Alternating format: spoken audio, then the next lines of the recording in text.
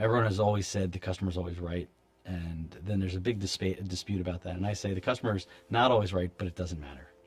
At the end of the day, your desire is to make your customer happy. And so once you realize that it's not about right or wrong, and it's not about a position with the customer, you realize that the only job you have to do is to make them happy, then everything else is so much less friction, has so much less importance for yourself as like, I was right, they were wrong. It doesn't matter. Just make them happy. That's your job. And I think if you can empower your employees, and if you're a manager, you can empower your hourly or your frontline employees. If you're an owner, you can empower your managers to always make decisions within the concept of making people happy, then the business can grow. My real life superpower, I feel like I inspire people. I feel like I can inspire people to do the great things that they want to do. That's probably that is my superpower. I think the one thing that everyone should do is have a concept of they should create some sort of self-awareness every day.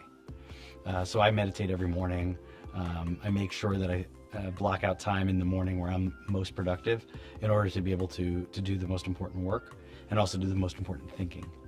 By the end of the day, I get a little bit, the schedule gets a little bit unraveled, energy levels go down, and the mind isn't nearly as focused. And so I think for me, it's whatever your system is, create that time and that area to be able to create some self-awareness and also to be able to know what works for you in order to become most effective.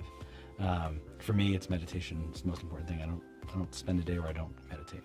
I would like to know that I created some impact in the world with a capital I and not a lowercase I.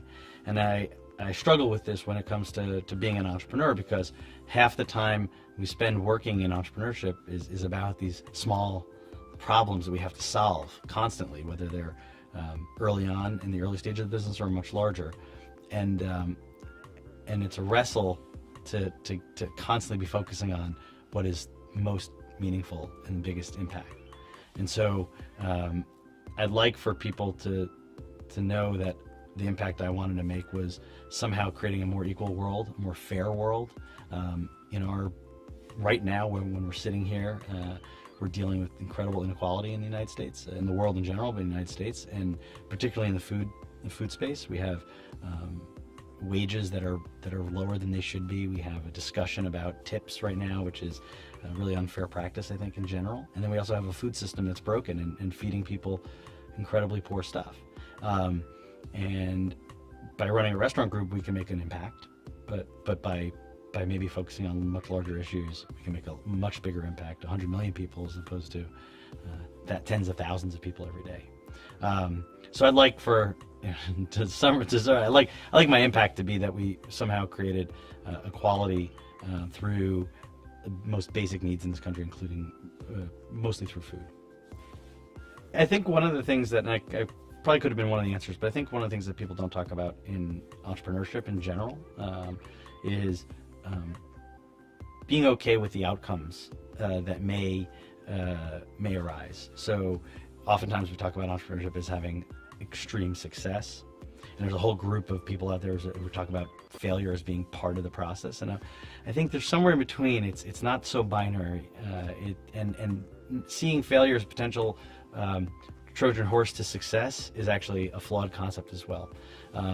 Success and failure are not the message, or not the mission for entrepreneurship. It's got to be something greater than that. And you could have both within the same career. You can have both within the same business. And so I think that it's really important to understand that those should not be the goals of getting, putting yourself out there and running a business starting with. As far as superhero, there's a lot of people who have different superhero qualities that I